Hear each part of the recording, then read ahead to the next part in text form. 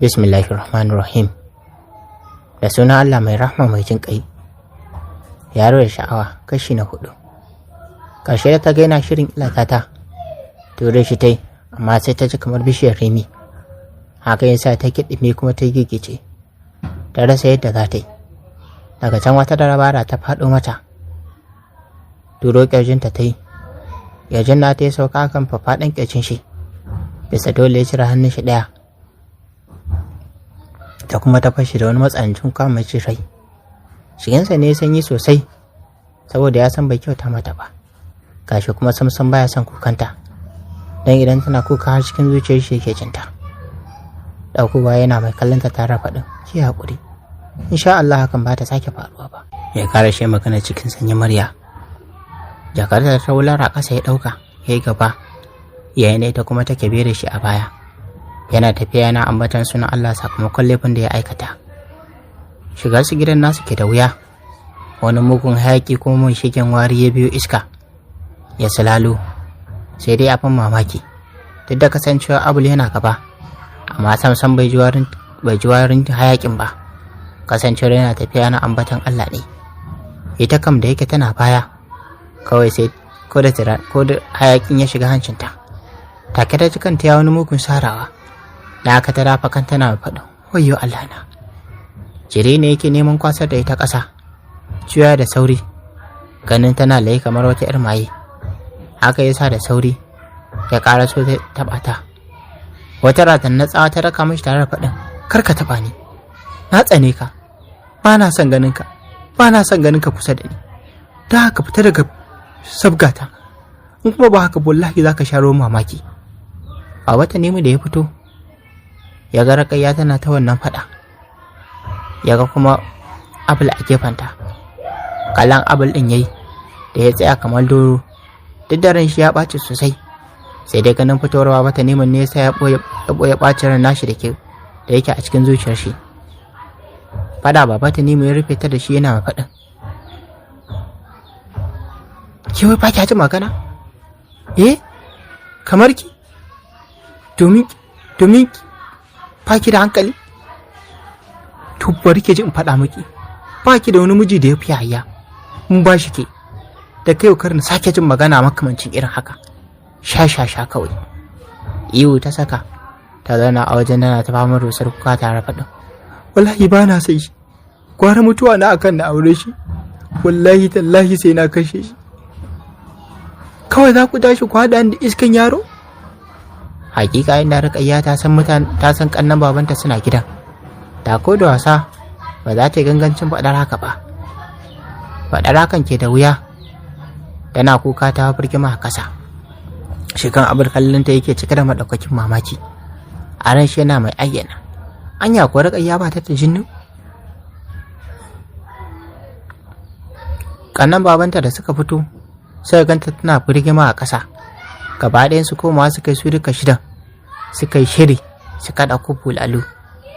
A lokaci ɗaya suka fito, suna zuwa suka hauta da duka, ba ji ba gani. Kowanne ran shi a matuƙar ɓace, saboda a tarihin gidan ita ce ta fara jayayya da su akan aure. Domin ko fari ne ko abu baki ne suka ce fari, to kowa yarda yake. Abul ganin za a kasara mishi mata, ya sa da sauri ya shiga ya rungume ta. Ita ma saboda azabar dukan da ake mata ne, ya sa ta rungume shi tsam, duk ko da cewa tana jin cikinta kamar ana watsa mata ruwan zafi. Dole suka haƙura da dukan nata. Baba ta nemo yana mai faɗin, aure kuma babu fashi, ko ki rai ko ki mutu sai kin je gidan Abul. A ɗakin ina Kulu kuwa wannan take sosai, har da su rawa. Sai dai shigo baba Tijjani ya sa ta yi sauri ta zauna, sai faman huci take yi kamar wacce ta tsiran gudu. Ko da Abul ya kai Raƙayya ɗakin ina, ko kula ta ina ba ta ba, shi ma kallon Abul ɗin da ta take faɗin, Yahaya, shi ka Allah ya maka albarka. Amsa ya da amin ina, sannan ya fice daga cikin ɗakin. Ganin abin da Raƙayya ta yi, ya sa aka saka bikin, da yake har an kawo sadaki. Da kuma kayan na gani ina so. Hakan ya sa kuma aka hana ta zuwa wajen aiki gaba ɗaya, domin baba ya ce dan ta ga tana aiki nesa ta fara bijire musu. To daga yau aikin ba za ta ƙara zuwa ba. Da abin da Rukayya ke yi inna ba ta kula ta ba, kuma kullum Abul sai ya zo gidan. In ya zo ya samu inna a ɗaki sai inna ta a falo, sai inna ta koma ɗakin ƙwarɗaka ta bar su da Rukayya a falo. Sai dai Rukayyan ba abin da take faɗa mashi fashi baƙaƙen maganganu. A duk lokacin da ta fara faɗa mashi baƙaƙen maganganu, Abul da yakan sun koyar da kanshi ƙas har sai ta gama bala'i da masifarta. Ya yi murmushi, ya saka a ran shi cewa da abin da za ta yi wallahi ba zai taɓa kula ta ba. Gashi a kan shi an hana ta zuwa aiki. Yau kam da ya zo gidan bayan sun gaisa da inna, Rukayya tana waje tana wankin wandawuyar ɗinta. Kallo ɗaya wa Breziya ɗinta ya kau da kai. Ya mayar da hankalinsa kan ina suka ci gaba da fira. Ya kalle ina yana faɗin ina, na zo ne akan maganar aikinta wanda aka hana ta zuwa. Don Allah inda hali a bari ta koma. Na san hakan idan tana zuwa zai rage mata damuwar da take shiga ciki. Murmushi ina ta tana faɗin, me damuwar ka Abul? Duk ɗan da yake jin maganar iyayensa, to burinsa shine ya kyautata musu. Amma ita tana nufin tafi ƙarfinmu, kashe mu take sanyi. Allah ya maka albarka kawai kai dai. Tashi Rukayya ta yi, ta nufi tana zuwa ta shiga ɗakinta ta fashe da kuka. Kasar jurewa da kukan da take, na haka yau bayan ta ya shiga cikin ɗakin nata. Hakuri ya shiga bata, ko ɗago kai bata yi ta kalle shi ba, ta fara mishi ruwan bala'i tana faɗin, kimanin shekara guda kenan da ka shigo rayuwata. Ka raba ni da masoyana, ka kuma raba ni da iyayena Abul. Mene maka haka? Mene ma ka harka da zafi da kake neman ganin bayana? Ki haƙuri.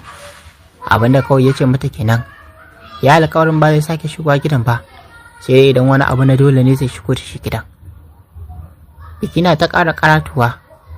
Daga cikin waɗanda za a yi biki akwai yara da yawa a gidan. Akwai yaran baba Hamidu, shi kam yara 3 zai aurar.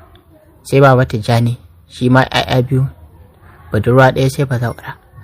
Sai kuma dukkan su yaran inna kula ne. Sai yaran baba Hamisu guda 1 ce. Baba Yakubu kuwa zaratan mazaje zai aurar. Sai baban Rukayya da zai aurar da ita kadai. Da haka gyara suke samu daga wajen Hajjo, matar baba Basiru. Sai dai fa sai da aka kai ruwa ranar da Rukayya kafin da Sani ta amince. Da amaran banda rawar kai babu abin da suke. A bangaren Rukayya ko samsam babu wannan rawar kai, rawar kan da amare suke yi. Da wani abin da ya dace ta yi ta ƙi. Ƙarshe dai Hamida da Zulfa'u so ne suka yi uwa da makarbiya. Duk amaran an kawo musu kaya.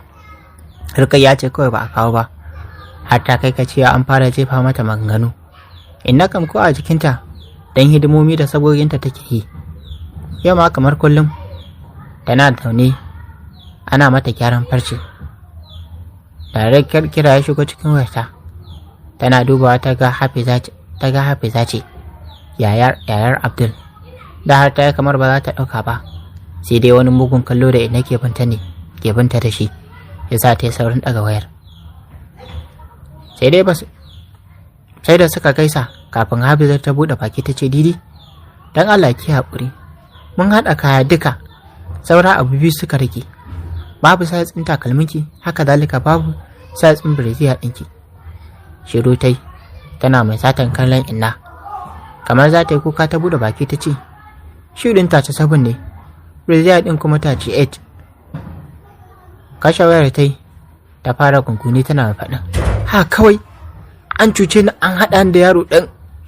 Ta yi shiru, tana mai kallon inna, kafin da bisan ta ce, ki gode wa Allah ma da ya baki hayya, maban da san da iyayen shi ke mashi, wallahi da babu wanda zai so yaro ƙarami ɗanyen jini ya auri guzuma irinki, wacce ba ta san karamci ba, ba ta san me yake mata daɗi ba, ba ta san halarci ba. Rukayya, wallahi ki yi ƙoƙari mu rabu lafiya, kuma ba haka ba wallahi zan shiga jikin shi.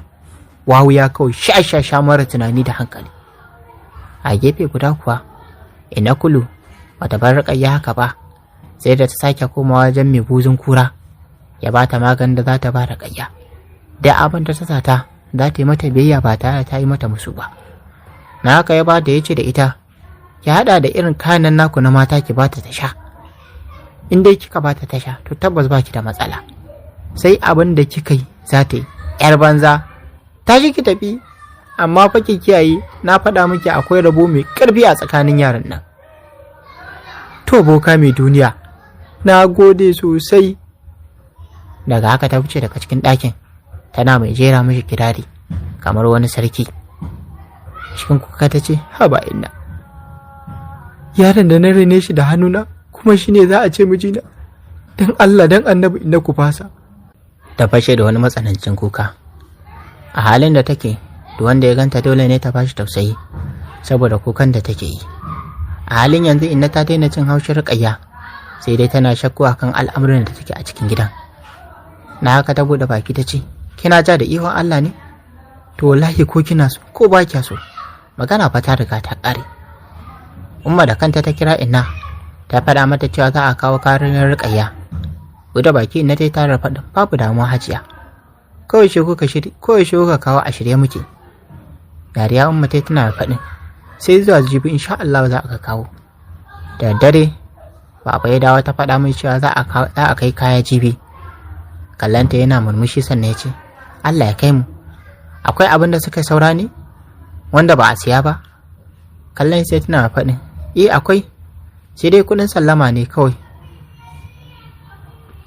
Kuɗin sallama ne kawai na masu kawo kaya, wanda yake hannuna gaskiya ba zai isa ba. 40,000 ne. Ok, to idan aka ƙara 60,000 fa, ai yayi ko? Mun gode, Allah ya ba su zaman lafiya. Inna ta ce, da baki baba yana mai faɗin amin ya rabbil alamina. Abul kan har gidan rediyon Freedom ya je, ya nema a ba Ruqayya hutun ƙarshen shekara, kuma sun bata, domin shekaru 4 tana aiki, samsam ba ta taɓa neman hutu ba sai a wannan auren da za ta yi. Inna kula ta haɗa mata magani na tsimi, ta ba wa kowa mara magani, sai ta tura aka kira mata Ruqayya akan ita ma ta zo ta bata. Da buɗe baki tana mai faɗin, na ba 'yan uwanki nasu, maza ma sun sha, yanzu ke ce kawai, an ce min samsam ba kya shan magani, na haka ki sha anan in gani. Sai addu'a take akan Allah ya sa ta sha. Ai koko da ta ɗauki gora fara da tsamin ke ciki, ta kwankwada sosai. Inna kula ta kalle ta tana faɗin, ki tabbatar kina sha kullum. Tafiya Ruqayya ta tana tare da yi mata godiya, sannan ta fice daga cikin ɗakin. Yau za a kawo kayan Ruqayya. Da haka tun safe Inna da sa Haju da babbar 'yar Haju, ita ma sa Ruqayya ce suke da matar Sa'idu da Hamida suke ta fama aikin girki. Ga wasu abubuwa sai misalin karfe 2:30 aka fara shigowa da akwatuna har guda 12, wanda ganin yawan kayan ya sa Inna kula ta zama 'yan bori. Ta hau zazzare ido kamar wacce ta haɗe goruba a cikin wuyanta. Ganin yadda ake ta shigowa da kayan ne ya sa Inna kulu ta babbata rai, gaba ɗaya ta kasa ɓoye halin da take ciki. Na haka ta buɗe baki ta ce, wai wannan duk kayan Ruqayya ne, har akwati 8 da kuma kit. Gwaggo Haule, babbar yaran shi baban Ruqayya ce, ita ma ta zo karɓar kayan. Ita ce ta rangada guda sosai, sai kuma ta saka kuka tare da faɗin, ashe zan ga wannan rana? Kai mahaƙurci mawadaci, Allah mun gode maka, kai masha Allah, Allah ya albarkaci zuri a ɗayi ba, Allah ya sa auren mutuka raba ne, Allah ya ba shi ikon riƙe ki amana, ke kuma Allah ya baki ikon yi mushi biyayya. Kowa a wajen sai amin yake amsawa, amma banda Inna kulu, addu'a take Allah ya kawo gobara ta yi kokkone duka kayan da aka kawo. To jama'a kun faji, buɗe kayan aka shiga yi, duk wanda ya ga kayan sai ya jikin shi yayi sanyi saboda yawan su, domin akwatunan da kyar suke rafuwa da cikin kayan babu wanda bai yaba kayan ba. Sai dariya mutane suke yi, musamman da aka zo buɗe akwatin hijabi, saboda babu gyale ko ɗaya a ciki. Hamida ta kalli Hafiza tana faɗin, ya haka ban ga gyale ba, sai hijabai kamar wata matar liman. Dariya matar Adamu ta tana faɗin, wallahi shi ya hana, da ƙyarfa na saka wancan, shi ma saboda ranar buɗe kai, shi ma bai ma san fa na saka ba. yan uwansu Umma da Abba banda dariya babu abin da suka buɗe baki tare faɗin to ai shi Ustaz zuwa ruwan shi da hidimar gyale sai dai ta hijabai ga su nan kan masha Allah ma kama ka. Wata kawar Umma da aka zo kawo kayan sa ranar da ita raya ba ta kuma cikin wasa ta ce dan na kuke wa ba a haka za ku sha mamaki domin dai ustazai kowa ya san su akwai kula da matansu. Duka dariya suka saki aka yi addu'a kafin da sani suka miƙe suka ɗauki haramar tafiya. Hajja da yarta da kuma Hamida suka kwaso kayan tarbar suka basu. Gaggawa kuma ta ɗauko kuɗi na tukuicin naira 100 har da 30 a kai ta miƙa musu. Godiya suka yi sosai dukkanin gidajen biyu don ba ƙaramin karamci suka samu wa junansu ba. Sai da suka tafi sannan aka sake dawowa aka fara ta sake duba kayan. Sosai turamin atamfan sun yi kyau haɗi da lace da a akwati daban. Shadda yar asalin Senegal da Kampala su ma da a waje ɗaya aka haɗa su. Material da labaya su ma a waje guda, dogayen riguna wajensu daban. Sai kayan underwears su ma nasu daban. Kai idan na ce zan tsaya lissafa muku kayan da aka kawo Rukayya za mu iya cinye gaba ɗaya wannan fejin ba tare da mun kai ƙarshe ba. Nan dai aka shiga da kayan wajen su Hajjo sai fatan alkhairi ake. Inna Kulu kuwa ta sha alwashin sai ta ga ƙarshen Rukayya don samsam ba ta son ci gaban Rukayya. Haka yasa ta je wajen mai buzun kura ya ba ta abin da za ta ringa juya Rukayyar har ta ziga ta kashe aurenta. Haka yasa ta saka magani a cikin tsimi dan tsimin ba wai tsimi bane na mata, akwai maganin mallaka a ciki. Da rawar Hamida ta shiga ɗakin Rukayya inda ta same ta take faɗin Rukayya kin ga abin da aka kawo miki kuwa? Cike da masifa Rukayya ta taso mutuna faɗin fitar mu daga ɗaki, ba na son na ci komai aka kawo. Hamida da yake Allah ya ɗora mata tsokana bashiya ta da dariya tana faɗin kai gaskiya Abdul zai gurji amarshi ba irin waga kayan alata haka gaskiya ba da ban kada ya yi barna ba ai da na haɗa mashi kaya na musamman yasun kuwa. Da yake Rukayya ta fito daga wanka agogonta tana ɗaure towel shi yasa Hamida ta samu abin tsokana, sai dai Rukayya bata kula ta ba har ta gama surutanta ta fice daga cikin ɗakin. Yau sati 2 biki ya rage, hidima ake sosai a gidansa Abul. Abbansu ya gina mishi gida a bayan layansu. Gidan yana ɗauke da ɗakuna 3, akwai kicin da sto, ɗaki ɗaya na Abul, ɗaya na Rukayya, ɗayan kuma an bar shi na baƙi. Yaran da Rukayya ta samu a wajen Hajjo ba na wasa ba ne, na haka ta samu kayan haɗi wanda duk ta fi amaran samun kulawa a wajen Hajjo. Abul kan har gidan Hamida ya je ya tambaye ta me da me shirin su. Hamida ta kalle ta ce in dai ne ba ta da niyyar yin komai, amma yadda na shirya shi ne ka san ba ita kaɗai za a aure ba, to kamar yadda kowace amarya za ta yi to mu ma za mu yi, akwai kamu da walima. Ka san gidanmu ba sa son hidima da yawa, shi yasa muka ɗauki kamu da kuma walima. Oke, abokanai na ma sun ce za a yi dina, sai kuma hotuna wasu suna so. Dan Allah ko zaki mata magana zuwa gobe idan Yasir ya shigo sai mu je a yi da ita. Wato so kake in ja kai na faɗa ku?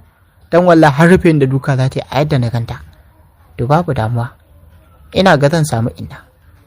Daga haka ya aje mata kuɗi yan bar ɗin 1000 sannan ya ce ga wannan a cika ba da hima da shi.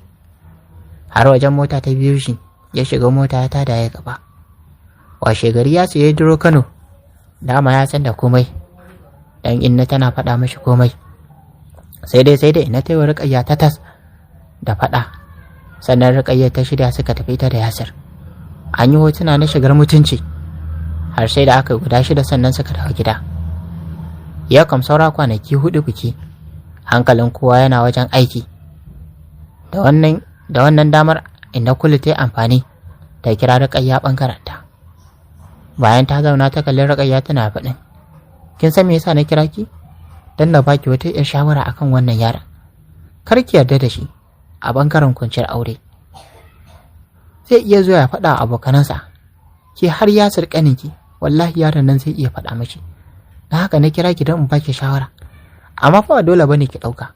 In ki ga dama ki ɗauka, in kuma ba ki ga dama ba kar ki ɗauka. Kawai dai shawara ta rage ga mai shiga rijiya. Kunya ta kama ta, dan tun da take ba taɓa maganar kwanciyar aure da wata ba. Bari ma wannan da take gai mata kallon uwa. To, aiko dai girma ya faɗi. Wallahi raƙumi ya shanye ruwan 'yan tsaki. Ko za ta yadda da wannan shawara? To ake ma Ruqayyah wallahi ya kamata a ce kin gane, dai da dai an ce aiki na asiri. Asiri gaskiyar ne shi, kuma an yi wa ma'aiki ya kama shi. To da wannan dai za mu yi roƙon Allah Ubangiji ya kare mu daga sharri masu shari. Allah ya ci gaba da ba mu kariya daga dukan wani abun ƙi, walau mutum ko aljan. Allah kuma ya sa mu dace. To duka dai a daidai nan za mu dakata, sai a tara a shiri na gaba don jin yadda za ta ka a cikin labarin da muke kawo muku na yaro da sha'awa. Wannan ne Abubakar Sadiq nake kawo muku wannan shirin tamu ta Hausa Nobel TV nake cewa idan wannan ne farkon zan kawo wannan shirin samu sai ku danna mana subscribe sannan ku taɓa mana alamar ƙarar sanarwa domin ya dinga sata ku da zamun ɗora sabon shiri. Kana ku taɓa mana alamar like domin ƙara mana ƙwarin gwiwa. Sannan ku share wannan bidiyon ga abokananku da ke sa Facebook. Sannan kuna damar ajiye ra'ayi, ƙorafi ko ba a comment section kamar da duk littafi da muke kawo muku. A huta lafiya.